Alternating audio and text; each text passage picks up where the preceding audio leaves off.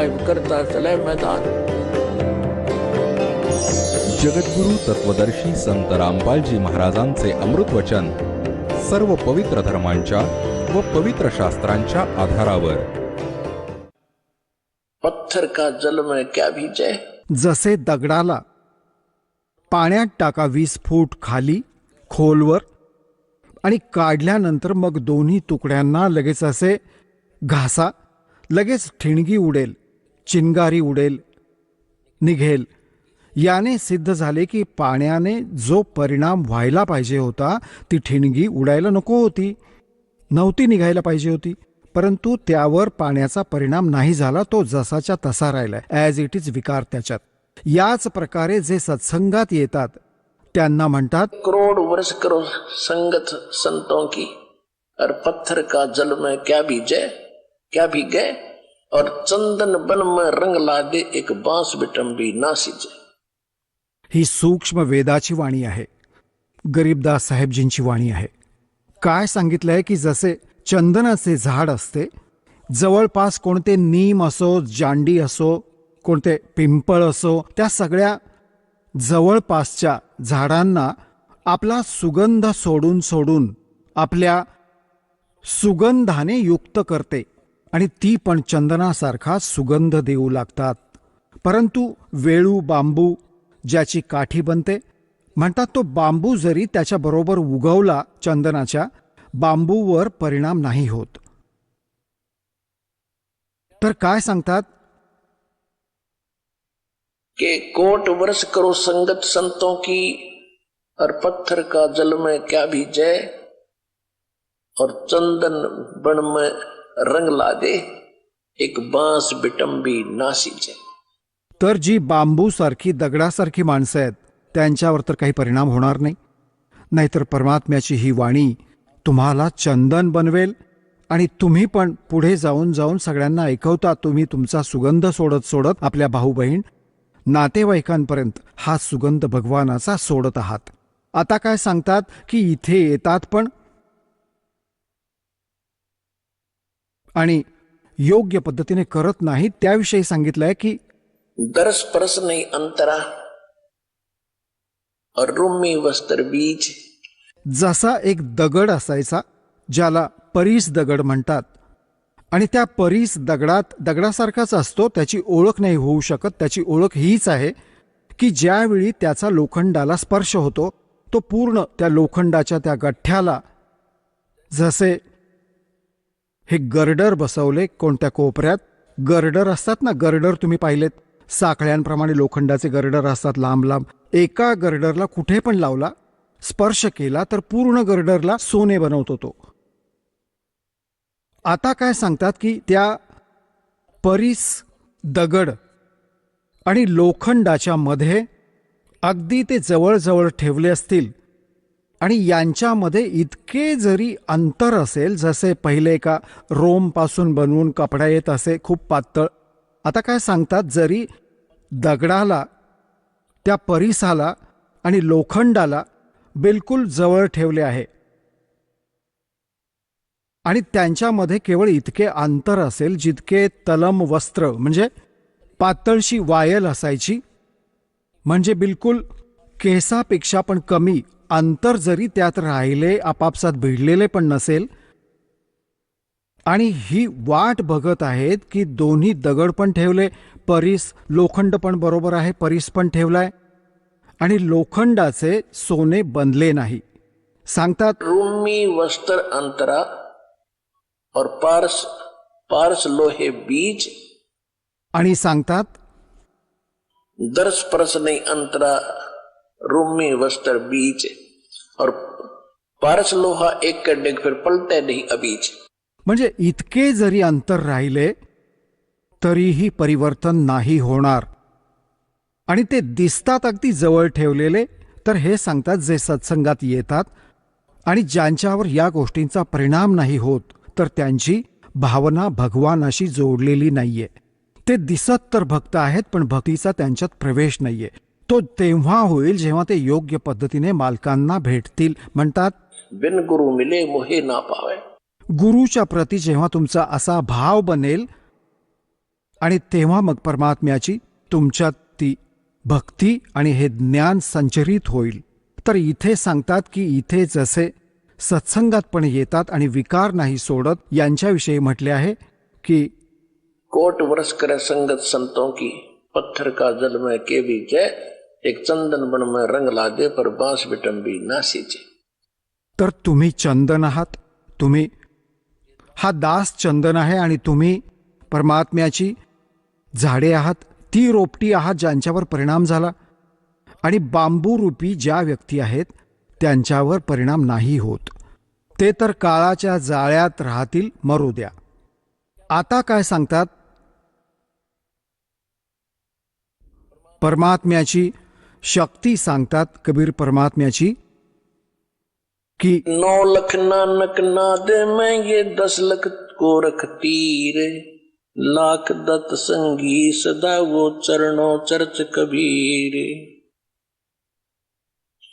9 लख नानक नाद में ये 10 लख गोरख पास, चेलों की गिनती अंत अनंत संत पद में ले ये कोट तेरे रविदास. रामानंद से लक्ष गुरु ये तारे सिसके भाव, चेलों की गिनती नहीं जो पद में रहे समाये. आता काय सांगतात की कबीर परमात्मा तो समर्थ परमात्मा आहे, परमक्षर ब्रह्म आहे, आणि परमक्षर ब्रह्मची माहिती सद्गुरूच देतात. ते किती समर्थ आहेत की 9 लख नानक नाद में, आदरणीय नानक साहेबांसारखे महापुरुष चांगले आत्मे, त्यांच्या नाद म्हणजे वचनाची मुले झाली, खूप खूप दीक्षित झाली, ते पण पार केले. 9 लख नानक नाद में और 10 लख गोरख तीर और लाख दत्त संगी सदा चरणों चर्च कबीर. गोरखनाथजींना खूप मोठे सिद्ध मानले जात होते. गोरखनाथजींना सिद्ध लोकात सगळ्यात ताकदवान सिद्धीवाला मानले जात राहिले. त्यांनी इथपर्यंत चमत्कार केले होते की एकदा त्यांचे मच्छिंदर नावाचे गुरुजी काळ प्रेरणेने एका सिंगल द्वीपाच्या राजाच्या मृत्यूनंतर त्या राजाच्या शरीरात प्रवेश करून तिथे त्याच्या राणीचा उपभोग घेऊ लागला. त्याचे 2 पुत्र झाले. त्यानंतर कोणी गोरखनाथांना डिवचले, कोणी दुसऱ्या नाथाने की जर तू ताकदवान आहेस, सिद्धीवाला आहेस, तर तुझ्या गुरुला वाचव. तो बकवास करू लागलाय तिथे सिंगल द्वीपामध्ये. तर गोरखनाथजी तिथे गेले आपल्या गुरुजींना तिथून. त्याच्या आधी काय केले की कोणी सांगितलं त्या राणीला की हा कोणी सिद्ध आत्मा राजाच्या शरीरात आहे आणि त्या राजाचा आत्मा गेलेला आहे आणि हा कधीही सोडून जाऊ शकतो या शरीराला. याचे शरीर मिळेल कुठेतरी, कोणत्या गुहेत हा सोडून आला आहे. तर राणीने नोकरांना आदेश दिला, कारण की तिला तर राजा पाहिजे होता, शरीर हवे होते, भले त्यात कोणताही आत्मा असेल. राणीने असा आदेश दिला की कोणालाही कोणा संताचे शरीर मिळाले तर त्याला जाळून टाका. सगळ्यांनी हिंडून फिरून नोकरांना गुहेत एक शरीर मिळाले, त्याला जाळले, तिथेच राख करून टाकले. राणी निश्चिंत झाली. मग गोरखनाथ गेले. गोरखनाथजी पोहोचले तिथे. गोरखनाथ, कारण तिथे जाऊ नव्हते दिले गोरखनाथजींना, तर त्यांना मनाई केली होती राणीने. 4ही बाजूला पहारे बसवले होते सीमेवर, कोणी संत नको यायला, कारण की साधू संतांनी हे पण सांगितले होते की एक गोरखनाथ नावाचा या मच्छिंदरजींचा शिष्य, तो येऊन यांना काढू शकतो इथून. तर राणीने 4ही बाजूला सीमेवर पण हे पहारे बसवले होते की कोणी साधू संत माझ्या या नगरीत प्रवेश नको करायला. 4ही बाजूला पक्की सुरक्षा लावली होती. एक गेट होते येण्याचे, तिथे पहारे लावले होते. एकदा मच्छिंदरजींपासून त्या राणीला पुत्र झाला मग पुत्राचा वाढदिवस झाला कोणत्या दिवशी, त्यात गाणे वाजवण्यासाठी बाहेरून मंडळी यायची होती आणि गोरखनाथाला पोहोचायचे होते. गोरखनाथाला जाऊ नव्हते देत. गोरखनाथजींनी एका ढोलकी वाजवणाऱ्याला जुलाब लावून दिले सिद्धीने. ती बाहेरून जी मंडळी आली होती बाजा बिजा वाजवणारी, आणि इतके जुलाब झाले की तो चालू शकत नव्हता.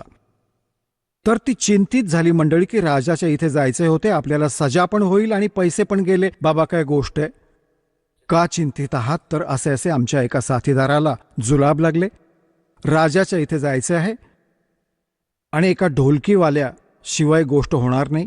गोरखनाथ म्हणाले की मी वाजवीन ढोलकी तुमची. त्यांनी म्हटले ठीक आहे चल. त्यांनी वाजवून पाहिली, सुरात सूर मिसळला, छान काम झालं. आता तिथे पुढे गोरखनाथ बसला, मच्छिंद्रनाथ बसला होता राजाच्या शरीरात मोठ्या ऐटीत. सिंहासनावर राणी बसली होती, सोबत दोन मुले झाली होती, दोन्ही मुले मांडीवर. आता तिथे ते गात वाजवत होते. तर गोरखनाथ म्हणू लागला, डम डम डम, जाग मच्छिंदर जाग, तेरे फूट गए भाग. तू यहां से निकल, जाग मच्छिंदर जाग, तेरे फूट गए भाग. आता तो मच्छिंदर राजाच्या शरीरात बसलेला खडबडून उठला. तेव्हा राणीला म्हणाला की त्या ढोलकीवाल्याला ठेवूया इथे नोकर. ढोलकीवाल्याला नोकर ठेवला. मग त्याला समजावले की तुम्ही काय उद्देश घेऊन शिक्षण देत होतात, कुठे येऊन फसलात या विकारात. चला. तर सांगू लागले मी येईन, पण माझं शरीर जाळून टाकलंय, आता जाऊ कसा? म्हणाला तुम्ही चला इथून. ते शरीर सोडून निघून गेले. तिथे राख होती, त्या राखेमध्ये अस्थी शिल्लक होत्या. अस्थी ज्यांना मरणानंतर कुठे टाकून येतात, गंगेत वगैरे छोट्या मोठ्या राहिलेल्या, त्यांना एकत्र करून आपल्या शक्तीने गोरखनाथाने मच्छिंदरजींचे शरीर बनवले पूर्ण त्याच वयाचे आणि त्याला प्रवेशित केले. आणि मग काय होते आता बघा पुण्यात्म्यांनो, हा आहे खेळ. आपण इथे फसून राहिलो. आपली इथे अडली बुद्धी की इतका महापुरुष, आणि बघा मेलेल्याला पण जिवंत केले, शरीर पण नव्हते तरी पण शरीर बनवले. हा जन्म जसे हे चालू आहे ना तुमचा, हा प्राईम टाइम आहे. यात जो भक्ती करून पार नाही झाला ना, त्यात इतकी गजबची भक्ती संचित होईल आणि यानेच सिद्धी येतात. याच भक्तीला जर तुम्ही खराब करायला लागलात ना काही दिवसात विनाज्ञानाने, कोणाचं झाडफूक केलं की तो ठीक होऊन जाईल आणि कोणी कोणाला आशीर्वाद दिला तो फळू लागेल, तुमचे पंक्चर होईल. तर हे इतकी भक्ती एकत्रित करतात हे साधू संत यावेळी आत्ता जो चालू आहे, आणि हे पार नाही होऊ शकत. हे मग काळात फसले जातात आणि हेच पुढे प्रसिद्ध होत राहतात. मग काय होते की गोरखनाथ मागच्या जन्मापासून सिद्धियुक्त होता असा. आता आपण असा विचार करतो की बाबा असा महापुरुष होत ते रे की, हा तर भगवानच आहे, इतका ताकदवान अजून कोण असेल. आता तिकडून तर मच्छिंदर तो चालला होता, काय नाव आहे तो राजा, निघून तिकडून. तर राजाने काय केले, एका थैलीत सोन्याची नाणी टाकली खूप सारी, की पुढे उपयोगी होतील आपल्या भंडाऱ्यामध्ये. आता जेव्हा त्याने मच्छिंदरचे शरीर बनवले, राजाचे शरीर तिथे सोडून दिले, मग तो झोळी घेऊन निघाला मच्छिंदर, कारण की आत्मा तर तोच होता ज्यावर साऱ्या क्रिया केल्या. आणि त्या थैलीत काय होते, ती लोखंडाची सोन्याची नाणी. पुढे विहिरीवर पाणी पिऊ लागले. तर मच्छिंदरने म्हटले की घे गोरख, सांभाळून ठेव याला, यात मोठी किमती वस्तू आहे आणि सोन्याची नाणी आहेत, 1 किलो नक्की असतील, 2 किलो तर नक्की, आणि सांभाळून ठेव. जेव्हा पाणी प्यायला लागले मच्छिंदर, गोरखनाथाने ती थैली विहिरीत उलटी केली. ती सगळी नाणी सोन्याची विहिरीत टाकली. आणि मच्छिंदर त्याच्यावर रागवत आहे, अरे बिनकाम्या तू काय केलेस, मूर्ख कुठला, तुला अक्कल नाहीये. गोरखनाथ म्हणाले, गुरुदेव तुम्ही तर कसे राजऋषी झालात, ब्रह्म ऋषी नाही राहिलात. तिथेच एक डोंगर होता छोटासा, आपल्या मंत्राने त्याने डोंगराला सोन्याचा बनवले गोरखनाथाने. आता मच्छिंदरला म्हटले की घ्या गुरुदेव, हे घ्या उचलून जेवढे पाहिजे तुम्हाला. आता पुण्यात्म्यांनो, दास तुम्हाला कुठे घेऊन येऊ इच्छितो. ह्या इथे एक एक ओळ आहे की 9 लख नानक नाद में और 10 लख गोरख पीरे, लाख दत्त संगी सदा वो चरणों चर्च कबीरे. हे आपले कबीर साहेब किती शक्तिशाली आहेत, त्यांच्यात किती ताकद आहे. हे गोरख सारखे तर त्यांच्या पायाशी पडून राहतात, त्यांच्या पासंगालाही नाहीत त्यांच्या, ज्यांच्या शरणात तुम्ही आहात. दास तिथे घेऊन येऊ इच्छितो. आता काय होते, असा सिद्ध पुरुष आणि ज्याने अशी करामत केली, परंतु ते मागच्या जन्मजन्मांचे पुण्य संग्रहित होते. यावेळचे तुम्हाला खूप वेळा ऐकवले आहे गरीबदासजींच्या वाणीत की शब्द महल में सिद्ध 24 हंस बिछोड़े विश्वे बीसा. आमच्या या मंत्रात इथल्या तर 8 अष्टसिद्धी प्रसिद्ध आहेत. आमच्या या मंत्राने, साधनेने 24 सिद्धी येतील तुमच्यात, परंतु यांचा प्रयोग नका करू. या सिद्धींची ताकद सिद्धींशिवाय गोष्ट नाही होत. सिद्धीनेच तर आपले भक्तिरूपी जहाज चालेल. म्हणजे आपण इथून सिद्धींनी उडून जाऊ, आणि आपण त्याचा प्रयोग केला तर आपल्या तर टायरची हवा निघून जाईल. मग आपण कसे उडू, कसे जाऊ पुढे. तर हे चुकून पार झाले नाहीत. यांना मग ठगवलं काळाने आणि त्यांना पहिले ब्रह्मलोकात ठेवले, तिथे हॉटेलमध्ये. तिथे यांच्याकडून मग सगळी पुंजी रिकामी करून मग पृथ्वीवर टाकून दिले. यांच्याजवळ मग सिद्धी राहून जाते. भक्तिधन तर तिथे संपवून टाकले. आता सिद्धी घेऊन तर हे फिरत होते, मिरवत होते. होय होय. तर अशा प्रकारे या ज्ञानाला समजून मग तुम्ही पुढे जाल, या नकलींकडून भ्रमित नाही होऊ शकणार. तर मग काय झाले, गोरखनाथ शरीर सोडून निघून गेला. हे काय करतात की हे मुक्त होत नाहीत, हे पितृलोकात निघून जातात. आणि पितृलोकात तिथे इथून मेलेले जे सिद्ध असतात ते सगळे तिथे एकत्र होतात एका जागी, आणि हे पण तिथे जातात. जसे पितर, आजोबा पणजोबा मेले आणि ते पितर बनले, आणि परत कोणी मेले तर तो पितर बनून त्यांच्याचकडे जातो, कारण की तो त्यांचीच पूजा करत होता, त्यांच्यातच आस्था असते. याच प्रकारे हे साधू संत तिथे जातात. आता काय होते की काशीत जेव्हा परमात्मा आले होते, कबीर परमेश्वरांचे वय त्यावेळी जवळजवळ 10 वर्षांचे होते. 10 वर्ष वय होते. आणि तिकडून स्वामी रामानंदजी वैष्णव साधू होते. त्यांचा बोलबाला बनारसमध्ये, काशीमध्ये, त्या पवित्र नगरीत खूप होता.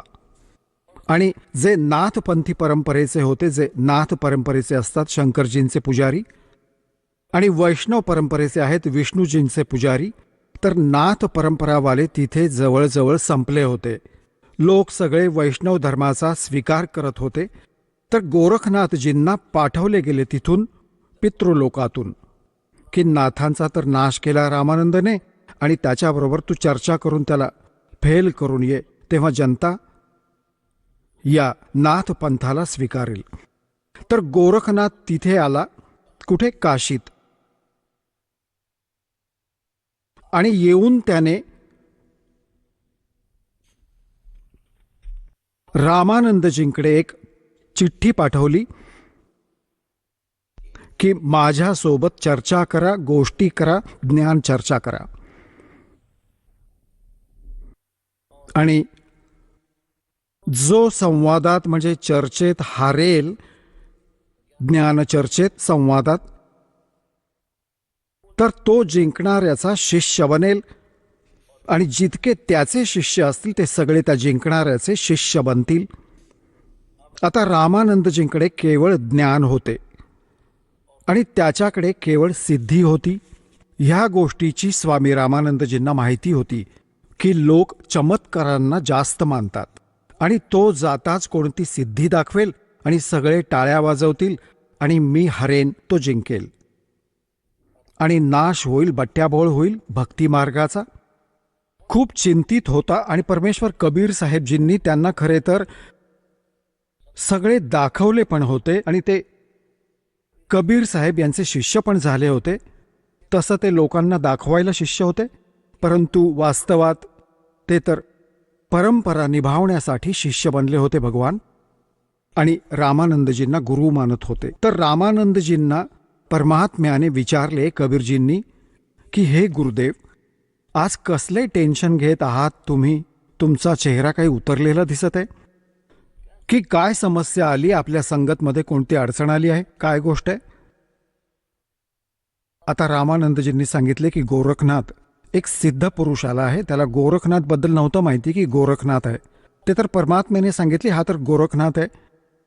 मालकांनी ओळखले त्याला की एक नाथ आला आहे आणि सिद्धीत खूप पोहोचलेला सांगतात, आणि अशी अशी अट ठेवली आहे आणि तो सिद्धी दाखवेल. लोक टाळ्या वाजवतील, मी हरेन, तो जिंकेल, वैष्णव पंथाचा नाश होईल. आता कबीर साहेबांनी म्हटले, बघा गुरुदेव, ते पण संत आहेत, तुम्ही पण संत आहात, आणि आम्ही तुमच्या बरोबर येऊ. काही गोष्ट नाही, हारजीत तर होतच राहते. बघूया त्यांना काय काय चर्चा होते ते. रामानंदजींची बुद्धी बदलली, परमात्म्याने हिंमत दिली, त्यांना जाणलं. आता जेव्हा कबीर साहेब सांगत आहे तर काही गोष्ट नाही, चिंतेचा विषय नाही. म्हणू लागले, ठीक आहे बाळा, चल. आता त्या दिवशी अन्य जे शिष्य होते रामानंदजींचे, त्यांनी आपली वैष्णववाली वेशभूषा नाही तयार केली. ते काय करतात, एक गळ्यात एक तुळशीच्या एका मण्याची कंठी म्हणतात त्याला, एकच मणी असतो त्याच्यात, तुळशीचा मोठासा, त्याला म्हणतात वैष्णव परंपरेने दीक्षा घेतलेल्यांची ओळख असते. आणि एक लांब तिलक लावतात इथून इथपर्यंत. या प्रकारे एक फावडी घेतात हातात, एक असे म्हणजे ते एक झोळी घेतात, झोळी. ही त्यांची एक वेशभूषा असते. अजून तर कोणी बनवली नाही, हारलो तर गेलो, आणि हे आपल्याला जबरदस्तीने तिथे बनवतील शिष्य.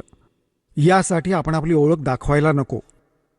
त्या दिवशी कबीर साहेब सगळे ते वैष्णव परंपरेचे सर्व शृंगार करून गेले आणि गोरखनाथजींकडे पाठवले की ठीक आहे बाबा, तुमच्या चर्चेचे निमंत्रण आम्ही स्वीकार करतो. त्या स्थानावर पोहोचले जिथे ते स्थान ठरवून ठेवले होते. रामानंदजींचे आसन वेगळे ठेवले होते, गोरखनाथजींचे आसन वेगळे ठेवले होते. गोरखनाथजी बरोबर एक आपला त्रिशूळ ठेवत असत, 10-8-9 फूट लांब, आणि वरती 3 त्याच्या अशी टोकं होती. त्रिशूळ असा असतो, लोखंडाचा दांडा असा होता, आणि खालून तो भाला टाईपचा होता. त्याला जमिनीत गाडून तिथे ठेवला, उभा करून ठेवला होता, आणि स्वतः आसनावर वेगळे बसले होते. तिकडून रामानंदजींचे आसन उंच होते. कबीर साहेब आपल्या गुरुदेवांच्या चरणापाशी बसले खाली, जसे एका सुयोग्य शिष्याने भूमिका केली पाहिजे तसे करत होते. आता गोरखनाथजींनी म्हटले की रामानंद, आता माझ्याबरोबर चर्चा करा. आता गोरखनाथजींनी जेव्हा रामानंदजींना म्हटले की माझ्याबरोबर प्रश्न उत्तर करा, तेव्हा परमेश्वर कबीरजी उभे राहिले, ते बालक छोटेसे, आणि म्हटले की गोरखनाथजी, मी स्वामी रामानंदजींचा शिष्य आहे, आणि माझ्या गुरुजींशी चर्चा करण्याआधी तू माझ्याशी बोल, माझ्याबरोबर सामना कर. गुरुजी तर खूप मोठी गोष्ट आहे, माझ्याशी बोल. तर गोरखनाथजी, आता गोरखनाथजींनी म्हटले की तू केव्हापासून वैष्णव बनलास? कालचा बालक, 5-10 वर्षांचा बालक आहेस तू, आणि चर्चा करणार गोरखनाथांच्या बरोबर? तू कधीचा, तुझं वय पण किती आहे? आता थोडीशी वाणी ऐकवतो तुम्हाला, मग त्यानंतर कथा ऐकवेन.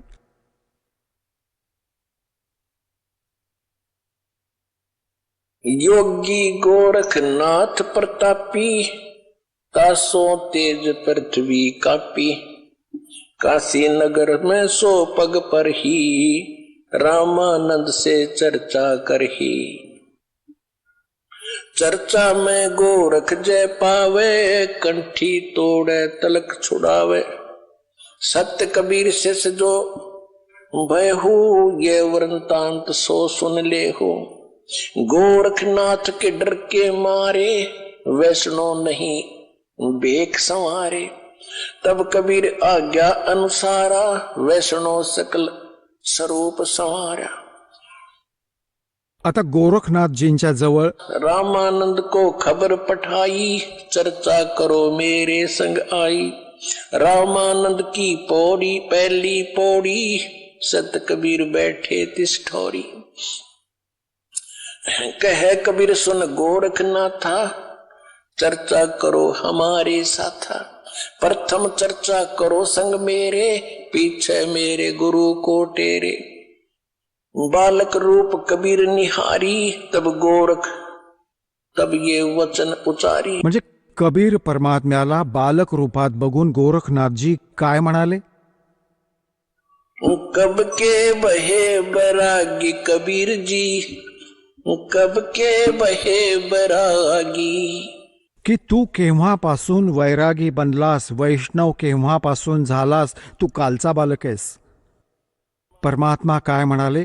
नाथ जी तब से बहे बैरागी मेरी आद अंत सुध लागी. काय सांगतात की मी केव्हापासून वैरागी आहे. धूंधों कार आद का मेला नहीं गुरु कोई ना था चेला. तब का तो हम योग उपासा और जब का फिरो अकेला. धरती नहीं जद का टीका दीना, धरती नहीं जद की टोपी दीना. तेरा बिरमा नहीं था जद का टीका. और शिव शंकर से योगी ना थे मेरा तब का जोड़ी शक्का. द्वापर की हम करी फावड़ी त्रेता का हम दंडा. सतयुग मेरी फिर दुहाई और कलयुग फिरो नौखंडा. गुरु के बचन साध की संगत अजर अमर घर पावे. कह कबीर सुनो हो गोरख हम सबको तत्व लखावे. की हे गोरखनाथ, मी जेव्हा ना ब्रह्म होता ना विष्णू होता त्याहून आधीचा आहे मी. हे बोलणे ऐकून गोरखनाथजी यांनी काय विचारले? अरे का गोष्ट बनवत आहेस तू भक्त? तुझं वय काय आहे? आता काय सांगतात परमात्मा? जो बूझे सोए बावड़ा, जो बूझे सोए बावरा. क्या है उम्र हमारी असंख्य योग पर ले गए हम तब के ब्रह्मचारी. कोटि निरंजन हो गए पर लोक सिधारी. हम तो महबूब हैं भाई सदा ब्रह्मचारी. अरबों तो ब्रह्मा गए ये 49 करोड़ कन्हैया. तेरे 7 करोड़ तेरे शंभू मर गए मेरी एक नहीं पलैया. ओए होए. सांगतात कोटी निरंजन मेले, अलख निरंजन 21 ब्रह्मांडाचे स्वामी. आणि म्हणतात अरबों तो ये ब्रह्मा मर गए और 49 करोड़ विष्णु ये तेरे कन्हैया. और 7 करोड़ तेरे शंभू मर गए मेरी एक नहीं पलैया. आता शंकरजींचा पुजारी नाथजी होते आणि जेव्हा हे म्हटले की तुझे शंभू पण मेले 7 कोटी आणि माझा एक पण क्षण वयाचा नाही कमी झाला, अर्थात मी अविनाशी आहे.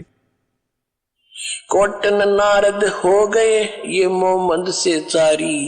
देवताओं की गिनती नहीं ये क्या सृष्टि बिचारी. नहीं बूढ़ा ना बालक और ना कोई भाट भिखारी. कहे कबीर सुनो हो गोरख यह उम्र हमारी. आता गोरखनाथजींनी विचार केला, बाबा हा तर मोठ्या मोठ्या गोष्टी बनवत आहे हा मुलगा. आणि ऐकणारे खुश होत होते. छोट्याशा मुलाने किती समर्पक उत्तर दिले. तेव्हा टाळी वाजवणार होते इतक्यात गोरखनाथाने काय केले, जो त्याने त्रिशूळ गाडून ठेवला होता, त्रिशूळ आसनावरून उठला. सिद्धीने हे असेच्या असं आसन, पद्मासन घातलेले, असा उठला आणि त्या त्रिशूळावर जाऊन बसला. आणि परमात्म्याने काय केले, परमात्म्याने म्हटले की गोरखनाथ, आता मैदान सोडून पळू नकोस. तुमचे आणि आमचे ज्ञान चर्चेचे बोलणे झाले होते. हे नाटक दाखवण्याचे नाही, ही जादूगिरी दाखवण्याचं बोलणं नव्हतं झालं, ज्ञानाचं बोलणं झालं होतं. तर ज्ञान सांगा, बस नीट येऊन इथे आसनावर. हा ड्रामा काय दाखवत आहेस? आणि लोकांनी टाळ्या वाजवल्या, कारण की तो बसला वर जाऊन. गोरखनाथाने म्हटले की जर तुझ्यात कोणती ताकद आहे भगवानाची, माझ्या बरोबर येऊन बस, तेव्हा मी चर्चा करीन तुझ्याशी. जमिनीपासून 8-9 फूट वरती त्रिशूळावर पक्का बसला आहे सिद्धीने. परमात्म्याला तर माहीत होते की हा बालक किती काय हरकत करेल. परमात्मा जे सूत असायचे, सूत कापड विणायचे, आणि सूताची एक कुकडी म्हणतात हरियाणवीमध्ये, टकळी, जी चरख्याच्या वर माता कातत असत, ती इतकी मोठी होत जायची धाग्याच्या रिळासारखी. ती खिशात ठेवली होती पूर्ण. तर कबीर साहेबांनी काय केले की त्या धाग्याचे एक टोक पकडून आणि ती टकळी म्हणजे ते रीळ वरती फेकले. ती अशी उघडत उघडत आणि सरळ 150 फूट उंचीवर जाऊन वरचे टोक उभे राहिले, ट्रेट असेच्या असे, बालकांच्या ताकदीने. आणि परमात्मा तिथून उठले आणि त्याच्या वरच्या टोकावर जाऊन बसले. हे बघा, आता तो नाथजी बुटका दिसू लागला. 150 फूट कुठे, 9 फूट उंची. आता गोरखनाथजींना कबीर साहेबांनी म्हटले, घे नाथजी, जर बरोबर बसूनच चर्चा करायची आहे तर ये बाळा इथे आमच्या बरोबरीला. आता बघा, अशी गोष्ट नाहीये की गोरखनाथ तर आकाशात उडत असे, उडू शकत होता, परंतु एकतर चुंबक असते. परमात्मा तर सिद्धीचे भांडार आहेत, आणि सिद्धी काय, हे जसे घड्याळे, हे सिद्ध केले मेकॅनिकने, आणि हे चालू आहेत काटे, आणि याच्यावर चुंबक ठेवा, तिथेच स्थिर होतील, चालू नाही शकत. तर त्या सिद्धी परमात्म्याने पहिले तर त्याच्या सिद्धी फेल केल्या. आता गोरखनाथजींनी विचार केला की वर मी उठीन, थोडंसं उठला तर धडाम करून खाली येऊन आपटला. बाबाचं कंबरड वाकडं झालं.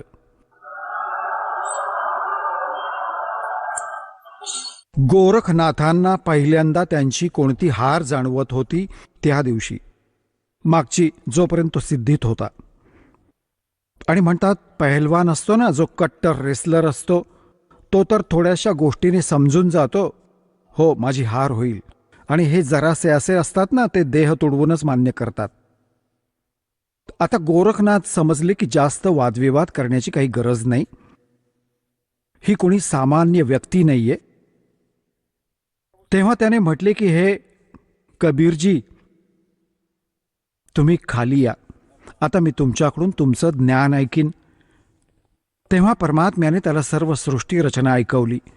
तेव्हा परमात्म्याने म्हटले की तुमची एक अट पण होती, जो हरेल तो शिष्य बनेल. तुम्ही हरलात, आता बना शिष्य माझे. गुरुजींचे तर नंतर बना, आधी माझे बना. तर तो म्हणू लागला की असं आहे की मी काही ज्ञान अजून ऐकीन, मी प्रश्न उत्तर करीन. परमात्मा म्हणाले, कर, काय प्रश्न उत्तर करायचे ते.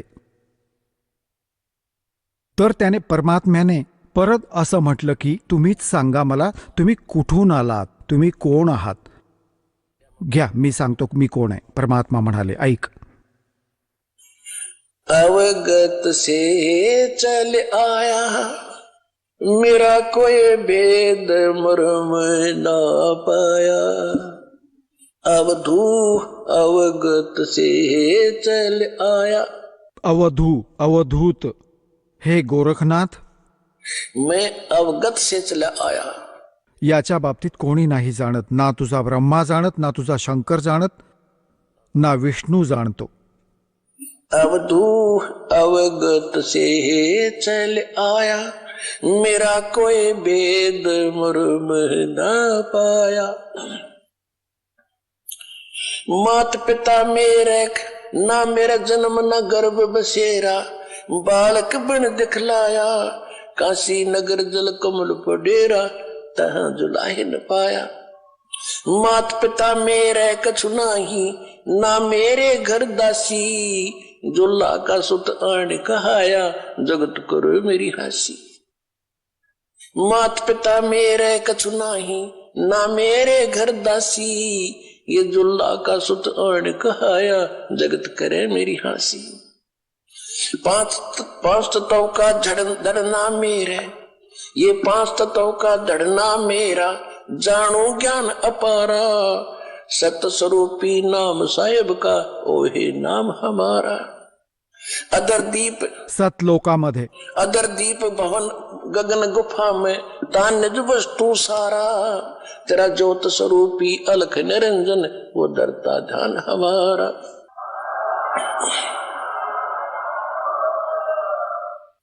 अदर दीप और गगन गुफा में, तान निज वस्तु सारा, तेरा ज्योत स्वरूपी अलख निरंजन, वो डरता ध्यान हमारा. हाड चाम लहू ना मेरे, हाड चाम लहू ना मेरे, कोई जाने सतनाम उपासी, तारण तरण अव्यय पद दाता, मैं हूं कबीर अविनाशी.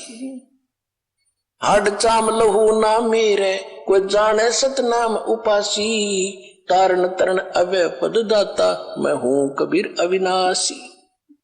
आता पुण्यात्म्यांनो, सूक्ष्म वेदात्मक गरीबदासजींनी सांगितले आहे की गोरखनाथ सिद्धीत विसरला, यथार्थ मार्ग सोडून सिद्धीत विसरला मार्गाला. गोरखनाथ सिद्धी में भूल्या, और टूणे टामण हांड फुल्या. हे मेलेल्यांना पण जिवंत करतात, डोंगराला सोन्याचे बनवतात. यांना तर गरीबदासजी म्हणतात, तो मूर्ख जादूटोणा करत फिरत होता, त्याला काय मिळाले जीवनात? महिमा तर झाला पण मोक्ष राहिला. मन तो सुख के सागर बस रे, भाई और ना ऐसा यस रे, भाई तो सुख के सागर बस रे, भाई और ना ऐसा यस रे. हे बघा, याला म्हणतात तत्वज्ञान, याला म्हणतात सूक्ष्मवेद. आता आपण एकच गोष्ट ऐकून त्याचा महिमा गात राहत होतो, त्याचेच गुण गात होतो, आपल्याला माहीत नव्हते. इतक्या जबरदस्त सिद्धी दाखवणारी व्यक्ती आणि बिलकुल झिरो होता, -0 होता अध्यात्म मार्गात. आता गोरखनाथ म्हणतात, गोरखनाथ सिद्धि में भूल्या, और टूणे टामण हांडे फुल्या, और जंतर मंत्र जोग निभाई, और काल चक्कर जम जोरा खाई, तुम हो जम की फर्दी माही. गोरखनाथाला कबीर साहेबांनी म्हटले की तू तर काळाच्या फर्दमध्ये चढत आहेस. फर्द काय आहे? जो परमनंट तुमची जमीन होते ना, तुमच्या फर्दमध्ये येते, तर तुमच्या नावावर होते पक्की.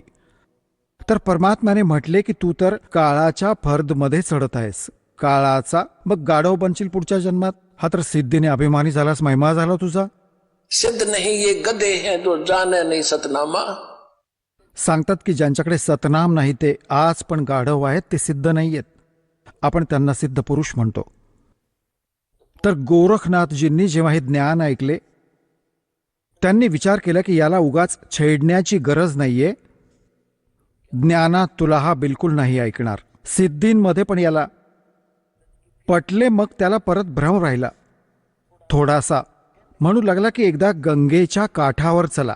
आता चल बाबा, काय राहिले, एक अजून मी काही लीला करतो, तुम्ही मला त्यात पराजित करा, मी तुमचा शिष्य बनेन. परमात्मा म्हणाले चल. गोरखनाथजींनी गंगेत उडी मारली आणि एका माशाचे रूप धारण केले. खूप मासे तिथे तर त्याने म्हटले की मी यात उडी मारीन आणि मला तुम्ही शोधा नदीतून, मग मी तुम्हाला गुरु बनवीन. आता गोरखनाथजींनी उडी मारली, माशाचे रूप घेतले. तेव्हा परमात्म्याने उडी मारली, तो मासा पकडून लगेच बाहेर घेऊन आले आणि बाहेर काढून गोरखनाथ बनवले. मग गोरखनाथ तर पाया पडले. आता पुण्यात्म्यांनो बघा की काय वाईट करतो काळ आपल्याबरोबर. आता भक्ती तर हा दास करवेल तुमच्याकडून भगवानाने दिलेली. जे सौभाग्यशाली आणि चांगल्या प्रकारे ज्ञानाला समजतील ते तर सतलोकात जातील. ही अडचण येईल शेवटच्या दिवसात, म्हणजे हजारो वर्ष हे ज्ञान चालेल, हजारो वर्ष ही सायन्सची ही विद्या चालेल. जो हा TV आहे आणि ही चिप आहे, मोबाईल आहे, यांच्या माध्यमातून हे ज्ञान दिले जाईल. दास तर निघून जाईल सतलोकात हे 5 तत्वांचे शरीर सोडून. परंतु हे इलेक्ट्रॉनिक शरीर राहील दासाचं, हे नूरी शरीर राहील. TV लावले जाईल, नाम देत जाऊ, नाम चालेल. असं तर सारनाम पण TV CD वरून दिलं जाईल. दासाच्या निघून जाण्यानंतर व्यवस्था केली जाईल. परंतु मग शेवटी हे विज्ञान पण संपून जाईल. हे ज्ञान राहील. तर हे ज्ञान तर काही दिवस चालत राहते. तर हे या ज्ञानाने मग खूप दिवसांपर्यंत सुखाचा श्वास घेतील परमात्म्याची मुले. आणि जे सद्भक्ती करतील मर्यादेत राहतील, पार होतील, परंतु सुख खूप जास्त सुखी होतील. ही मायेची हाव संपून जाईल आणि इतकी भक्ती करतील की यांना परमात्मा तुम्हाला सगळ्या सुविधा उपलब्ध करून देईल. जसे दास परत परत तुम्हाला कथा ऐकवतो की ज्यावेळी परमात्म्याच्या नावाने खोटी चिठ्ठी लिहिली होती कबीरजींच्या नावाने आणि 18 लाख प्राणी साधू संत आले होते. ते साधू संत कोण होते? घर सोडून जंगलात आपल्या गुरुकडे भक्तीसाठी भगवानासाठी भटकत होते. ते पण विशेष प्रिय आत्मा होते. तर तिथे त्या 18 लाखांना 3 दिवसांपर्यंत झोपडीत बसलेल्या गरीब विणकराने, ते तर भगवान होते, लीला करत होते. 3 दिवसांपर्यंत त्यांना ते जेवण खायला दिले जे कधी ऐकले पण नव्हते त्या महापुरुषांनी, भक्तांनी, साधूंनी. आणि सोन्याची मोहर दिली आणि दोहर दिले आणि छान ताव मारला. हलवा, पुरी, कचोरी, जिलेबी चाटून पुसून खात होते 6-6 वेळा दिवसातून, जसे काही भुकेने मरत होते भिक्षा मागून खाणारे हे. तर त्यांच्यासाठी जेव्हा ही लीला केली, पृथ्वीचा कोणता माल पण नव्हता, सतलोकातून आणले होते दात्याने. तर येणाऱ्या काळात जसे जनसंख्या वाढत आहे, 100 वर्षानंतर काय खातील हे, जर ही परिस्थिती नाही बदलली तर मग भगवान व्यवस्था करेल. तुमच्या घरात 2 दाणे असतील तरी भरलेले मिळेल मडके, पिंप भरलेले मिळेल पिठाचे. या प्रकारे करेल दाता तुमच्यासाठी. परंतु भक्ती करण्यासाठी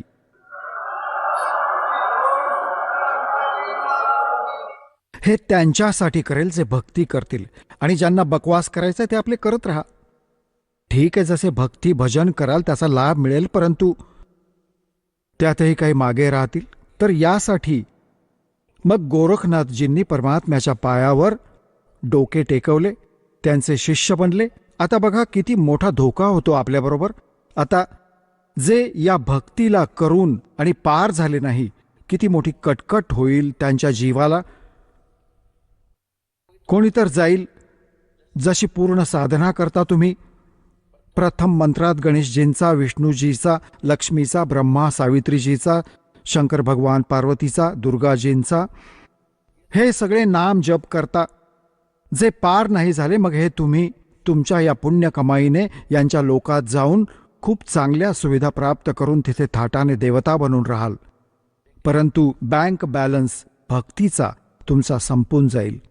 जेव्हा तिथून संपेल, मग ओम नामाचा जप, तो सतनामाच्या बरोबर तुम्ही जप केलात तो ब्रह्मचा होतो. मग ब्रह्मलोकात जाल. ब्रह्मलोकात हजारो युगांपर्यंत राहाल. इतकी गजब कमाई होईल तुमची. ब्रह्मलोकात जेव्हा पुंजी संपेल, मग तुम्हाला पृथ्वीवर टाकतील.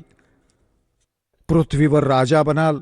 कोणी सिद्धी बनतात जसे गोरखनाथ सारखे, आणि मग दुनियेत प्रसिद्ध होत जात. कर्म बिघडत बिघडत असे बिघडतील की गाढव बनतील. आणि मग कधी याच युगात हा प्राईम टाइम जो चालू आहे, 5505 वर्ष कलियुग संपलेला असेल, त्यानंतरच डाव लागेल. तर यासाठी सावधान रहा. या भक्ती मार्गात विचलित नका होऊ.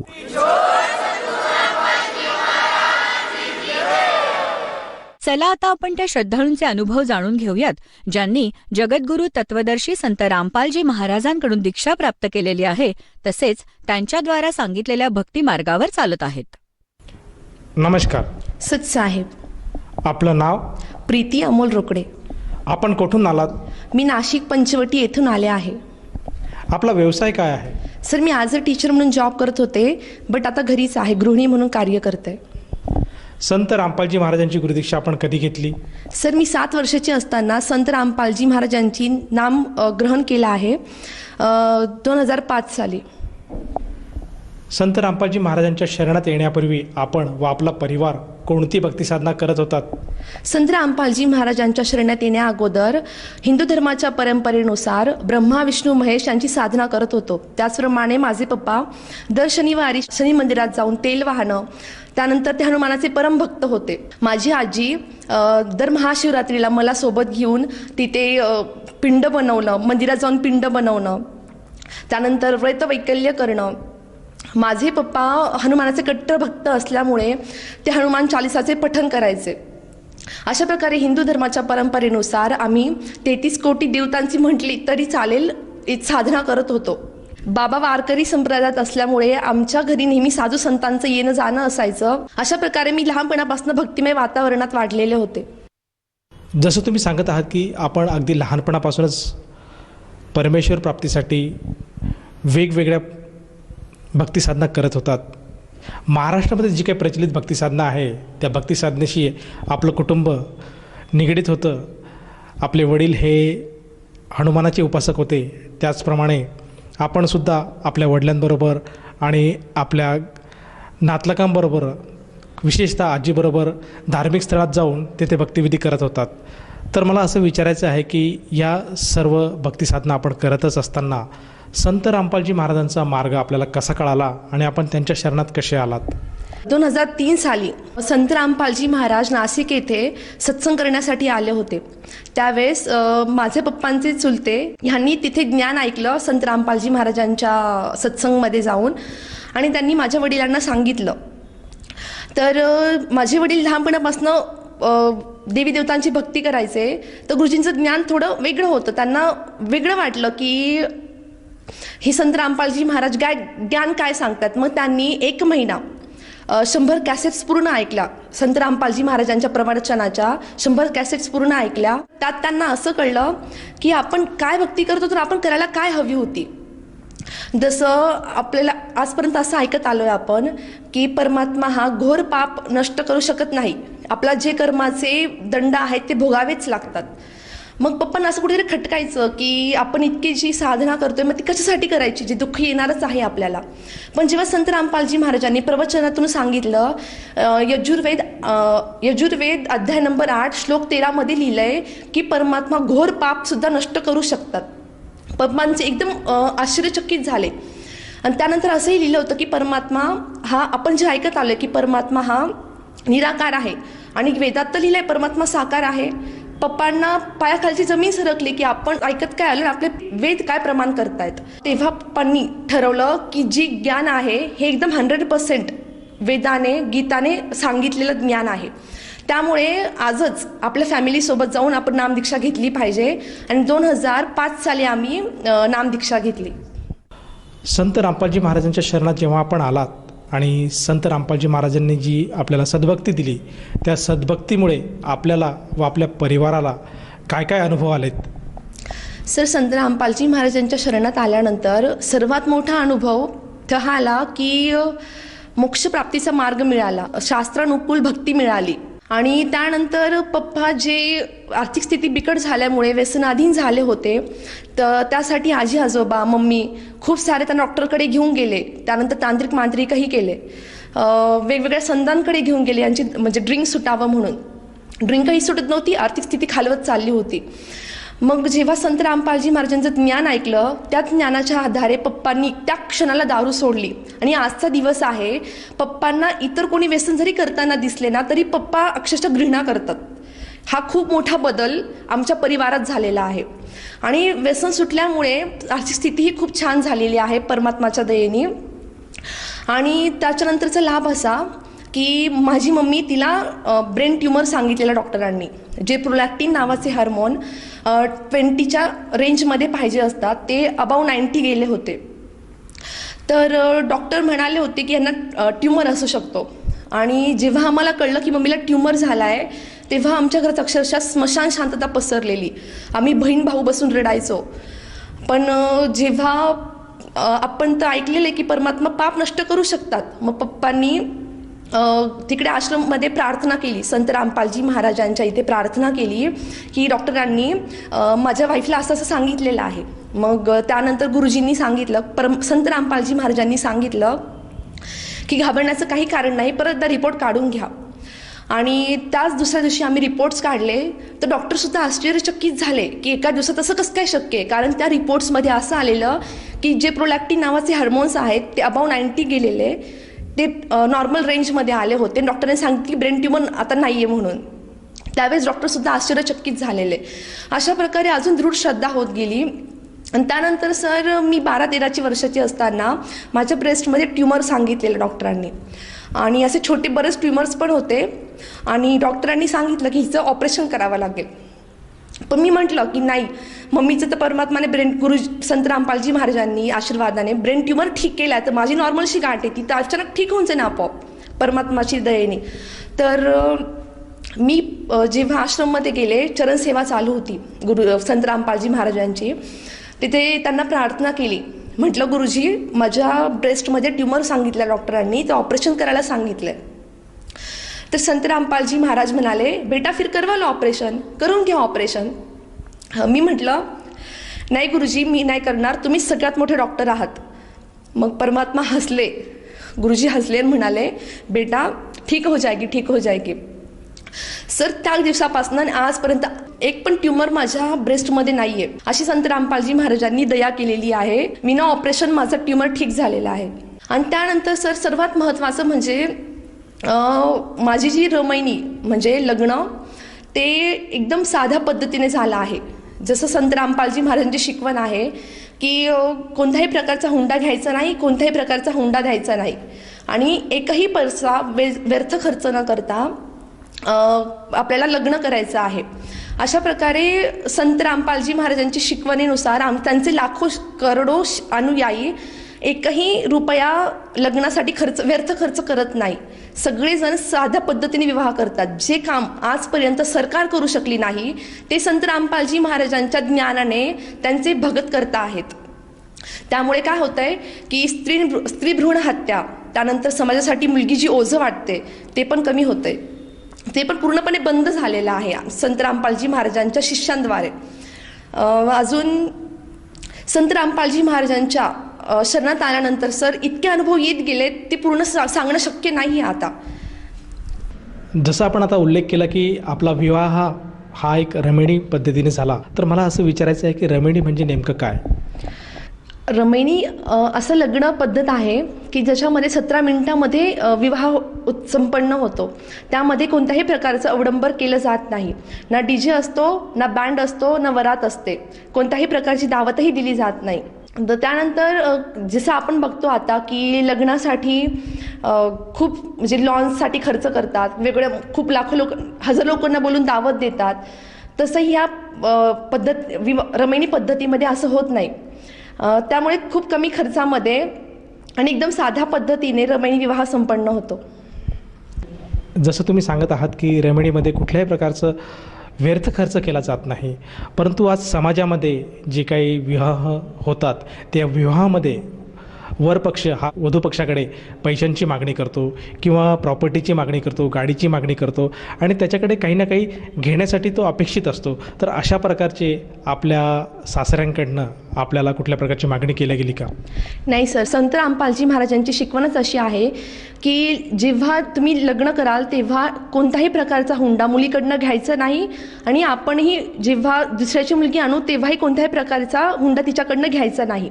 त्यामुळे आमचा विवाह होताना कोणत्याही प्रकारचे पैसे किंवा दागिने काही दिलं गेलेलं नाही आहे. जसं आपण सांगत आहात की आपला विवाह सोहळा हा अतिशय साध्या पद्धतीने संपन्न झाला रमणीद्वारे, तर मला असं विचारायचं की हा जो आपला विवाह सोहळा झाला आहे त्या सोहळ्याला आज किती दिवस लोटून गेलेत आणि ह्या दिवसांमध्ये आपल्या सासरच्या मंडळींकडनं आपल्याला कुठल्याही प्रकारचा त्रास किंवा छळ किंवा कुठल्याही प्रकारच्या गोष्टीसाठी, वस्तूसाठी किंवा पैशांसाठी असा काही त्रास देण्यात आला का?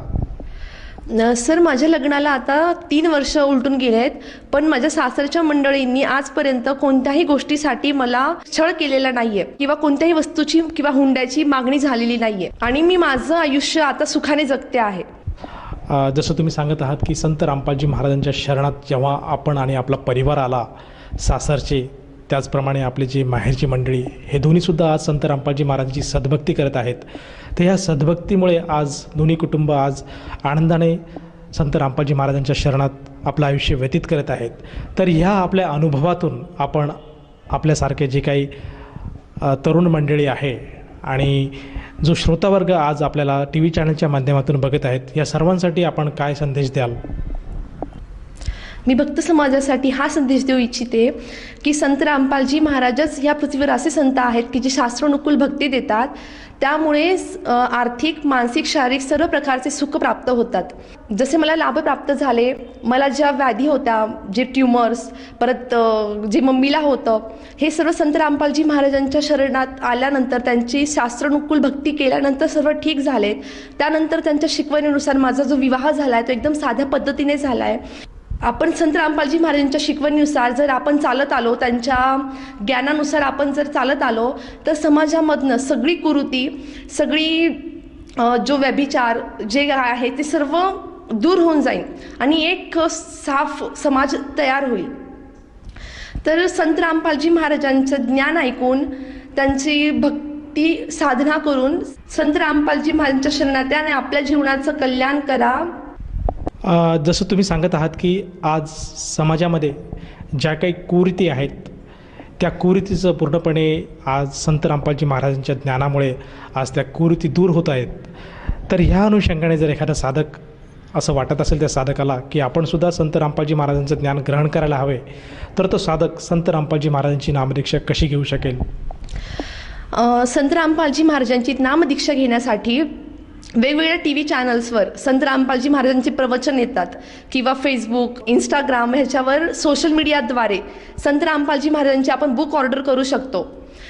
संत रामपालजी महाराजांच्या जे सत्संग चालतात, प्रवचन चालतात, त्याच्यावर नंबर्स येतात, तिथनं आपण बुक ऑर्डर करू शकतो. आणि आज संत रामपालजी महाराजांनी अशी व्यवस्था केली आहे की वेगवेगळ्या शहरामध्ये नामदान केंद्र अवेलेबल केले आहेत, तिथे जाऊन आपण नामदीक्षा घेऊ शकतो. जसं तुम्ही सांगत आहात की आज आपल्या टी व्हीच्या स्क्रीनवर जे काही मोबाईल नंबर दिसत आहेत, त्या मोबाईल नंबरवर जर आपण संपर्क साधला तर आपल्याला जवळच्या नामदान केंद्राची माहिती मिळेल आणि तेथे जाऊन तो साधक संत रामपालजी महाराजांची नामदीक्षा घेऊ शकेल. तर ह्या नामदीक्षेसाठी त्या साधकाला किती पैसे मोजावे लागतात? सर, संत रामपालजी महाराजांची नामदीक्षा घेण्यासाठी 1ही रुपया खर्च येत नाही. तुम्हाला मोफत नामदान दिलं जातं. उलट त्या सोबत एक फोटो, त्यानंतर नामदीक्षेचं कार्ड हे संत रामपालजी महाराज फ्री देतात. धन्यवाद सतसाहेब.